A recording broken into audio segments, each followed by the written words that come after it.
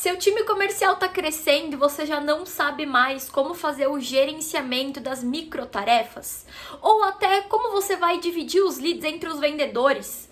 E também já pensou como que você está fazendo aí o gerenciamento diário para que você consiga ter uma visão geral das metas ou o quanto você está próximo de atingi-la? Se essas são algumas dores que você está tendo aí dentro da sua empresa, assista esse vídeo até o final que eu vou te trazer algumas dicas práticas do que eu estou fazendo aqui na Hubify e tem funcionado bastante. Fala pessoal, tudo bem? Aqui é a Tainá, eu sou sócia e head de Vendarketing da Hubify.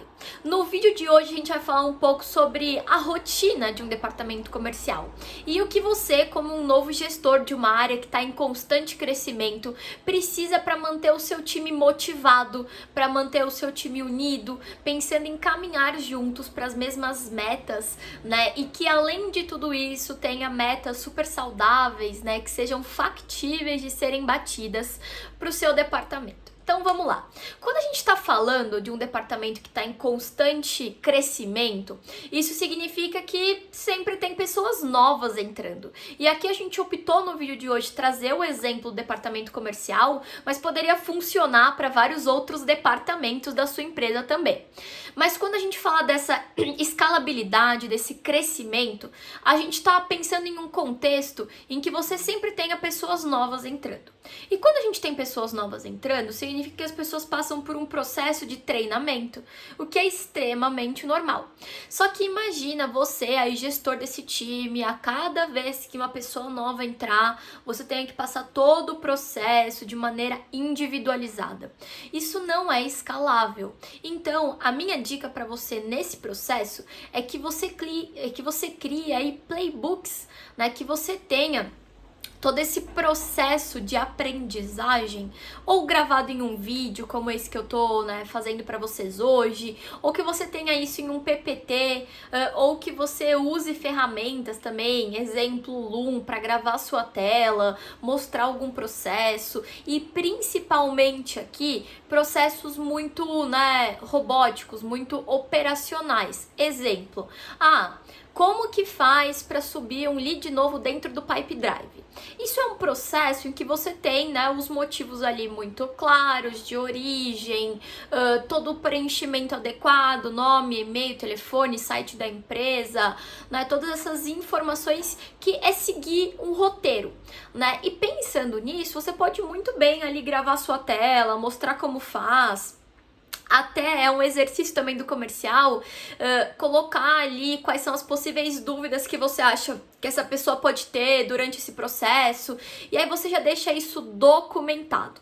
Quando você deixa documentado, você tem um processo claro, já que a pessoa vai ter aquele local também, para uma vez que ela tenha uma dúvida, não tem que te perguntar toda hora, ela possa olhar ali. E ao passo que venham surgindo dúvidas novas, você coloca esse pessoal novo para depois que você, né, tirou a dúvida, instruiu adequadamente e direcionou nesse processo, que ele te ajude a enriquecer esse material. Então fala, legal, isso aqui que você colocou, então acrescenta no material para mim, por favor, pra gente, né, dar continuidade para a próxima pessoa que entrar. Então todo esse processo de você ir adicionando cada vez mais informações relevantes dentro do seu playbook vai ajudar com que as pessoas novas cheguem também tendo um norte, e isso é muito bacana. Então esse é o primeiro ponto aí de dica para você que tem um time em constante crescimento, principalmente o time comercial, que você faça esses vídeos curtos explicando as coisas. Também é bacana você trazer para a rotina, né, ou até em um playbook, vocês conversarem sobre objeções, quais são as objeções que os leads possuem, que são mais recorrentes, né? E com isso você já vai dando ali os caminhos das pedras, já vai dando né, um direcionamento melhor. Um ponto muito legal também, sempre para quem tá entrando, é que essa pessoa ela consiga, além de te acompanhar pelo menos aí uns 15 dias, né, acompanhando você nas suas reuniões, que você vá desenvolvendo ela para ela te explicar o que ela achou daquela reunião, né, ter uma escuta muito ativa e que você consiga fazer essa pessoa ir se desenvolvendo, né, em uma reunião que ela ainda não assumiu. Então, exemplo, aqui na Hubify a gente passa por um processo que depois do diagnóstico a gente manda para o lead o que a gente chama de champs, que é um e-mail em que a gente consolida tudo que foi falado naquela reunião, similar a uma ata, né? Mas a gente pede algumas confirmações, as informações que faltaram a gente coloca ali para o lead responder. E durante o processo de treinamento do time de vendas aqui interno, a gente faz com que a pessoa que esteja só escutando essa reunião vá anotando e produzindo essa champs, o que faz com que ela vá pensando, né, numa estrutura, num storytelling de conversa, que ela consiga ir captando o que estava na cabeça do vendedor que estava ali, né, nesse processo de venda, para que ela consiga pegar os pontos e no momento que for a vez dela, ela consiga se recordar dessa estrutura e seguir o seu processo. Porque é muito importante que você tenha um processo, né, para que cada pessoa não faça de uma maneira muito individualizada, porque depois quando você vê os resultados e compara os resultados de dois vendedores, você não fique na dúvida se esse vendedor ele vendeu mais porque ele faz XYZ ou se aquele vendeu mais porque, enfim, ele tem uma persuasão melhor ou porque a forma como ele fala. Você não pode ter esse tipo de dúvida, o processo ele tem que ser igual para as duas pessoas. E aí você vê que seguindo o processo, se alguém tá fazendo ali alguma coisa diferente que tá dando certo, você torna aquele o processo e vai adaptando. Porque nada também tá escrito em tábua de pedra e é possível que você adapte e até melhore todo o seu processo ao longo do tempo. Então, indo para a terceira dica agora, é uma dica que eu demorei um tempo para aplicar isso aqui, mas depois que a gente veio aplicando, tem trazido muitos resultados. Todos os times comerciais, eles têm metas que ou são metas mensais, ou são metas trimestrais, mas você sempre tem um grande número que vocês estão perseguindo.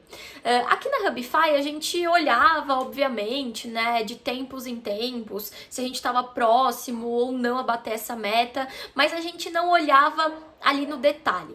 E aí o que a gente começou a fazer? A gente criou, né, uma planilha em que a gente divide a meta mensal em semanas. Então eu sei semanalmente quais têm que ser os números que a gente está olhando, pensando tanto para o departamento de pré-vendas como para o departamento de vendas. Então eu sei lá, se eu quero vender, sei lá, 5 clientes por mês, eu vou dividir isso por semanas, e aí dividindo por semanas, eu sei que, exemplo aqui, a cada 10 pessoas que eu falo, uma eu vendo. Então, se eu quero ter ali 5 clientes no mês, eu preciso multiplicar esse valor. Então, se a gente está falando da métrica de 10 para 1, eu quero fechar 5, eu preciso ter 50 agendamentos dentro desse processo.